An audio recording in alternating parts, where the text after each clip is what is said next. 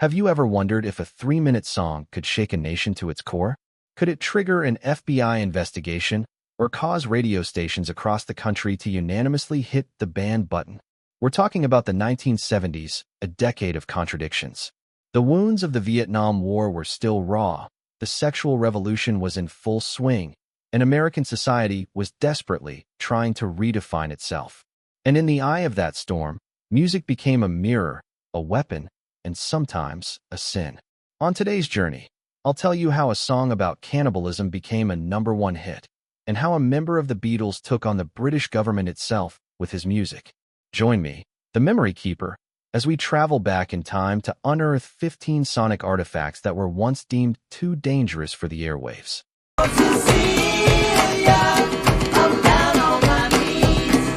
Number 15, Cecilia, Simon and Garfunkel, 1970.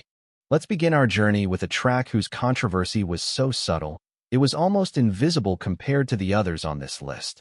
Cecilia wasn't widely banned, but it's a perfect example of the fragile moral tightrope radio stations walked back then. On the surface, it's an upbeat, catchy folk rock tune about the pain of a lover's betrayal. But listen closer, making love in the afternoon. For some conservative program directors, that phrase alone was an unacceptable suggestion of daytime promiscuity.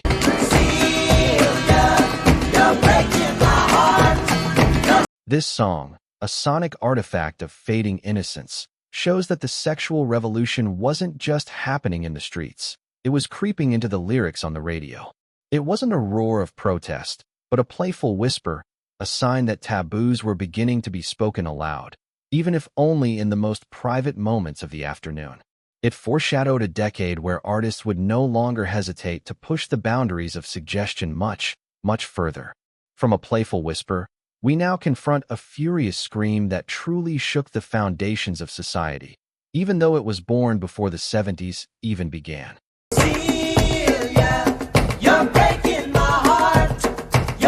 Number 14, Society's Child, Janis Ian, 1967.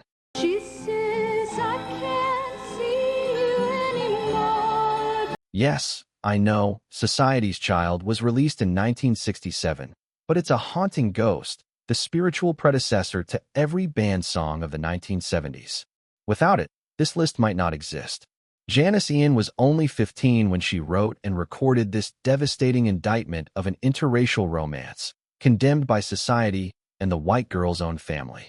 Radio stations across America refused to play it. Some were even burned down for daring to put it on the air. Ian received death threats and hate mail.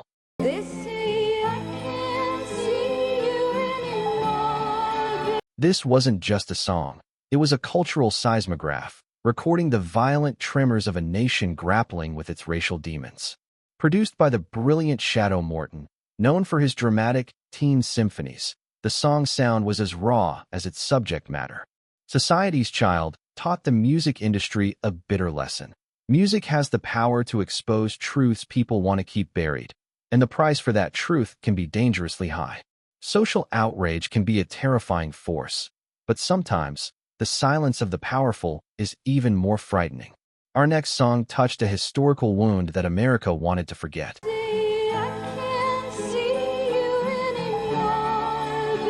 Number 13, We All Died at Wounded Knee, Redbone, 1973.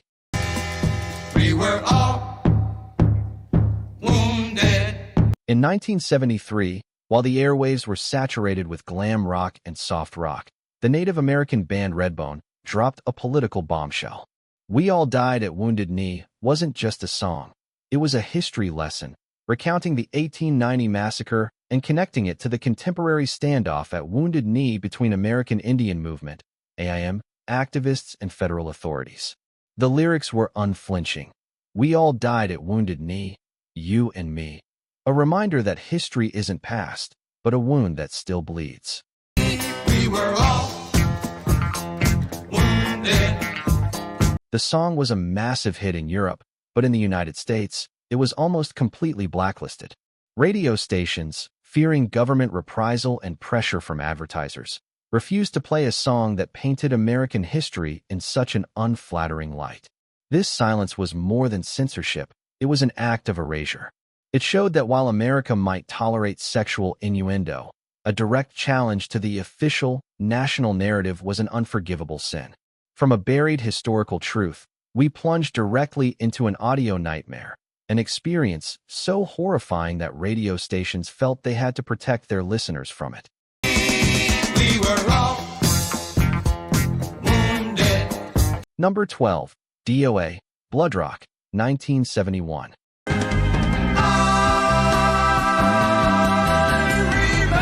This is quite possibly the most graphic and morbid track ever to crack the Billboard Top 40. DOA, Dead on Arrival, isn't a song so much as a raw, first-person account from the victim of a plane crash, bleeding out and fully conscious of his own impending death. The wailing ambulance sirens, the roaring guitar, and Jim Rutledge's cold vocal delivery created a sonic artifact of pure horror. He sings of being unable to see, of the blood everywhere, and of the pointlessness of it all.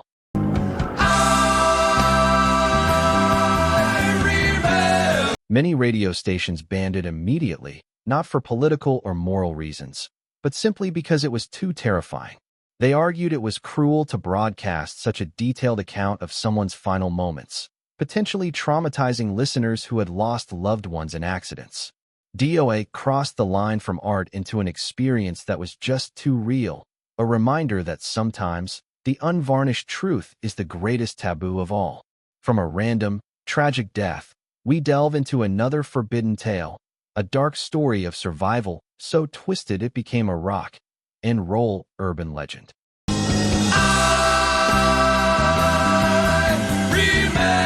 Number 11. Timothy, The Buoys, 1971. Timothy, we're on. Imagine you're a radio programmer in 1971, and you receive a single with an incredibly catchy pop rock hook.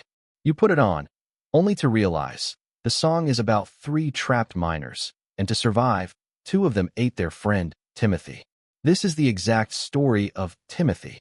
Its writer, Rupert Holmes, who would later find fame with Escape, the Pina Colada song, admitted he wrote it as a deliberate novelty song to get attention, and he succeeded beyond his wildest dreams. Timothy, Joe was looking at. The song became a substantial hit before stations nationwide figured out its actual subject matter. A widespread ban followed. The backstory reveals a shift in the industry. Artists were realizing that controversy was a marketing tool.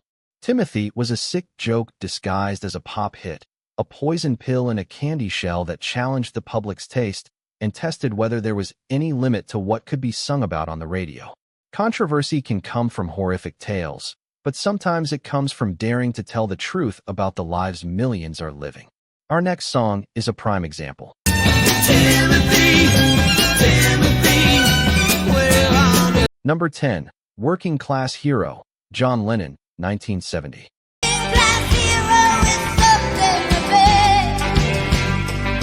Leaving the Beatles, John Lennon shed his pop star skin to become an unflinching social commentator. Working Class Hero is one of his most biting and honest statements. With just an acoustic guitar and a raw voice, Lennon ruthlessly dissected how society, from family to school to religion, molds us into obedient cogs in a machine. It's a song of rage, disillusionment, and the pain of having your potential stripped away.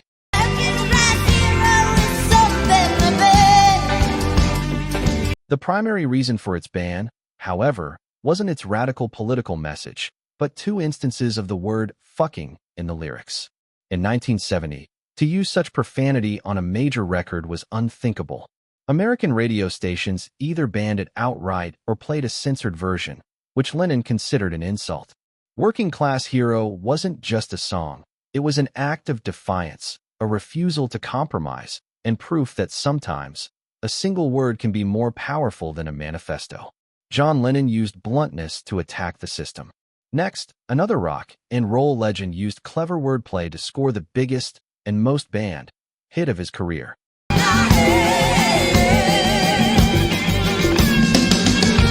Number 9. My Dingling, Chuck Berry, 1972.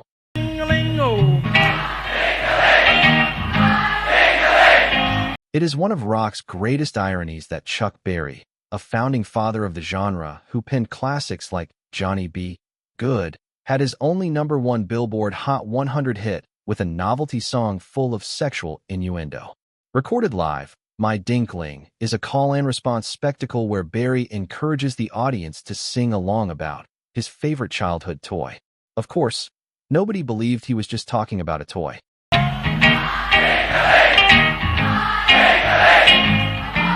The song is one long, relentless double entendre, and it caused a firestorm. Moral crusader Mary Whitehouse in the UK campaigned to have it banned, and many American radio stations followed suit, deeming it too vulgar for their audience. But the public loved it. The success of My Dinkling was a triumph of cheekiness and humor over the self-serious censors. It proved that sometimes a clever joke can bypass all the gatekeepers and go straight to the heart and the dirty mind of the audience. From playful innuendo, we move to a blatant celebration of the rock and roll lifestyle, a song banned for simply mentioning the name of a magazine.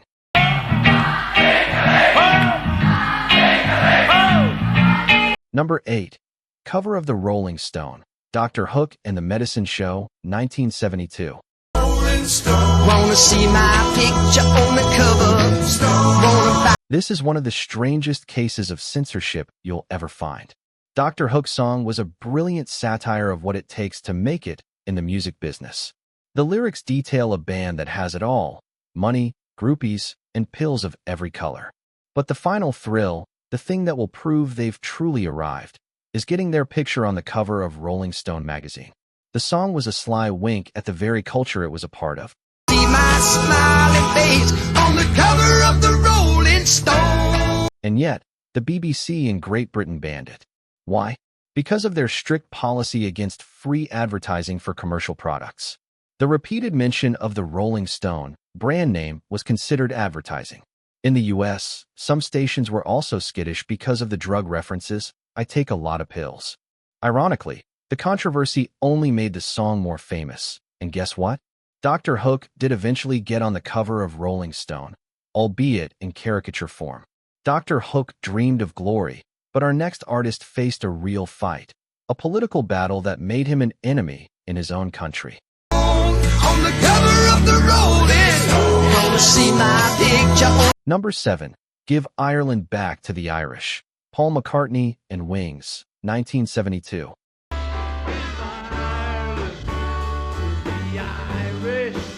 Less than a month after the Bloody Sunday incident in 1972, where British soldiers shot and killed 13 unarmed civil rights protesters in Northern Ireland, Paul McCartney did something he rarely did with the Beatles. He got explicitly political. Give Ireland Back to the Irish was an unambiguous protest song, taking a clear pro-unification stance.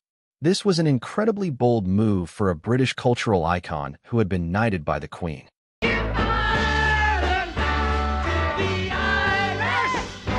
The reaction was immediate and fierce. The BBC issued a blanket ban on the song from both its radio and television broadcasts, deeming it pro-IRA propaganda. For the British establishment, having one of its most celebrated sons publicly side with the enemy was an unforgivable act of betrayal. McCartney turned his guitar into a political weapon, and this song, while perhaps not his finest musical work, stands as one of the bravest and most powerful personal statements of his career. Same artist, same year, but a completely different controversy. If the last song was banned for politics, the next one was banned for sex and drugs.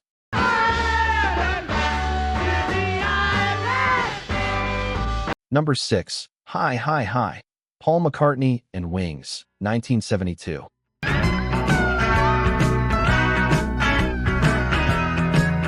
1972 was a headache for Paul McCartney's censors. If Give Ireland Back to the Irish was too politically hot, its B-side, Hi, Hi, Hi, was too carnally hot. The BBC once again wielded its ban hammer, this time for what they perceived as references to both drugs and sex. The line, Get You Ready for My Body Gone, was deemed too flagrantly phallic, and the chorus of We're Gonna Get High, High, High was interpreted as a celebration of getting high on drugs.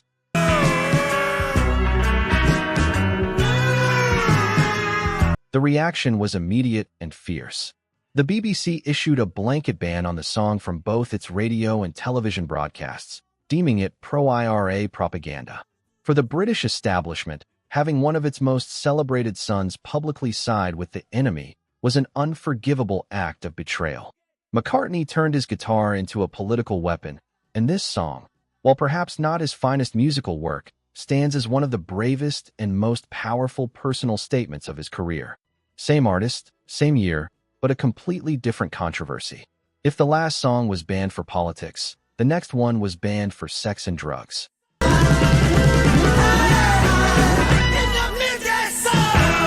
Number 5. Tonight's the Night, Gonna Be Alright, Rod Stewart, 1976. Let me pour you a good long drink. By the mid-70s, Rod Stewart was a global superstar, and Tonight's the Night was the pinnacle of his seductive, raspy charm. The song is a smooth ballad, a gentle narrative about a young woman about to lose her virginity. The lyrics aren't crude.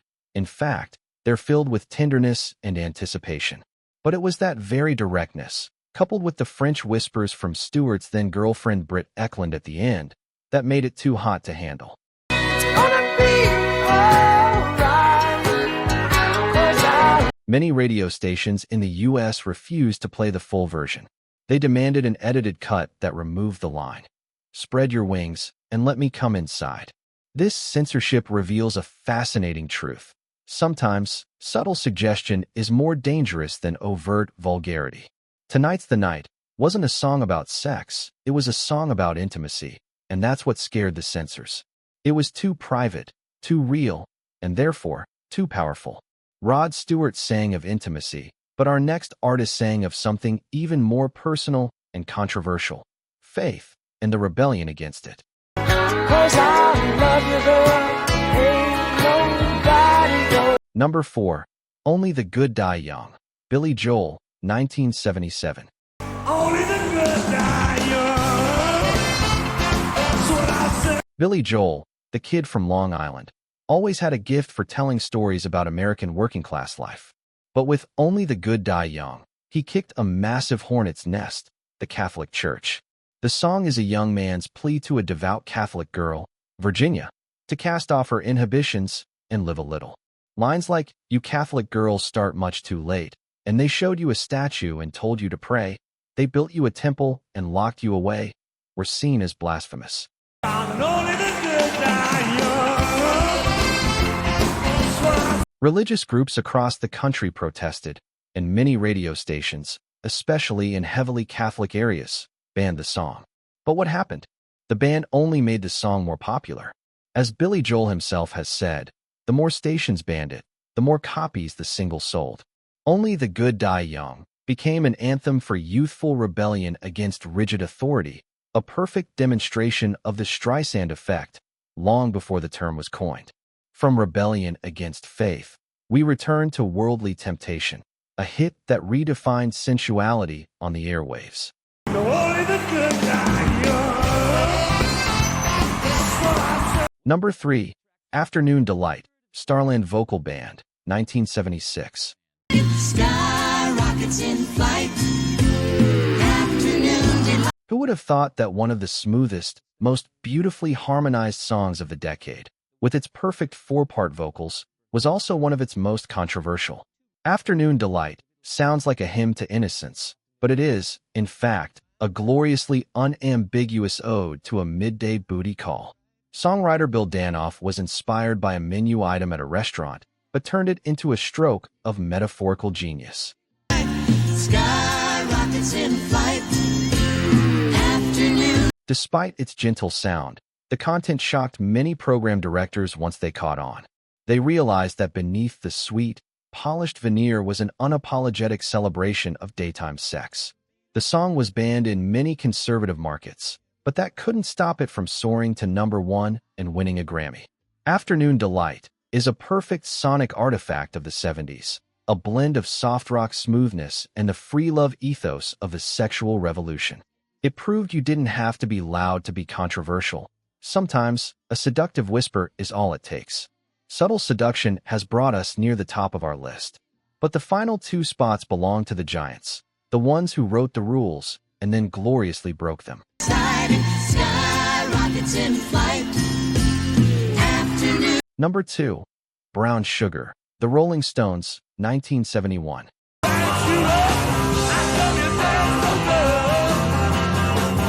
The Rolling Stones never shied away from controversy, they thrived on it. And Brown Sugar is arguably the most controversial track in a catalog full of them. Kicking off with one of the most iconic guitar riffs of all time, the song is an irresistible hurricane of rock and roll energy. But its lyrics are a minefield of taboo subjects: slavery, interracial sex between masters and slaves, heroin, and sadomasochism.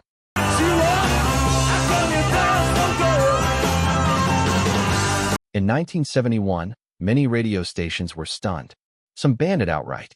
Others played it, hoping Mick Jagger's lyrics were simply too unintelligible over the loud mix for anyone to understand.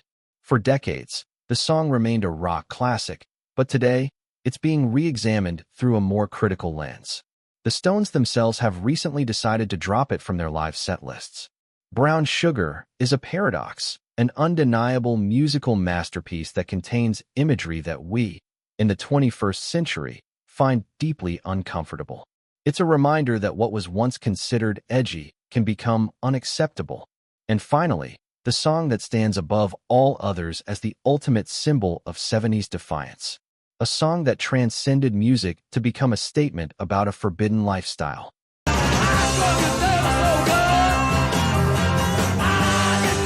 Number 1. The Pusher, Steppenwolf, 1968.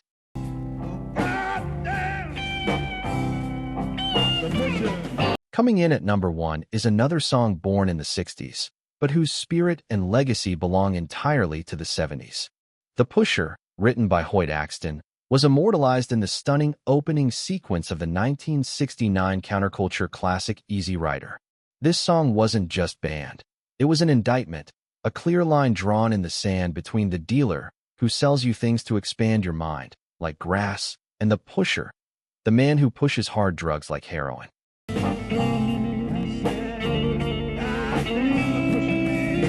To the establishment censors, this distinction was meaningless. Any song about drugs was taboo. But to the youth generation of the 70s, this was a hymn. It didn't glorify drugs. It warned against the dangers of hard drugs while still acknowledging the existence of the culture. John Kay's snarling vocal and the heavy, blues-driven riff created an atmosphere of menace and authenticity. The Pusher was banned from virtually all mainstream airwaves, but it lived and thrived in the undercurrent of the zeitgeist, on underground FM radio, and in the memory of a generation that found its voice in its rebellion. It is the ultimate legacy of defiance.